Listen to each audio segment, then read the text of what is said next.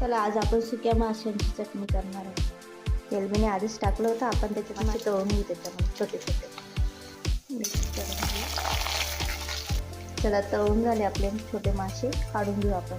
चला आपण त्याच्यातच फोडणी करून घेऊ। हिरवी मिरची आणि लसूण क्रश करून घेऊ, कांदा टाकून घेऊया त्याच्यात आपण, मिक्स करून घेऊ।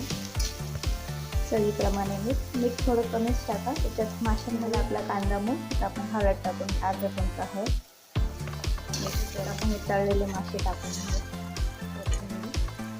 आता मिक्स करून घेऊया। थोडंसं पाणी शिजायला 5 मिनिट आपण याला शिजू देऊया। आता झाली आपली भाजी। आपण याचं थोडंसं शेंगदाण्याचं कूट टाकून, शेंगदाण्याचं कूट मिक्स करून घेऊया आता आपण।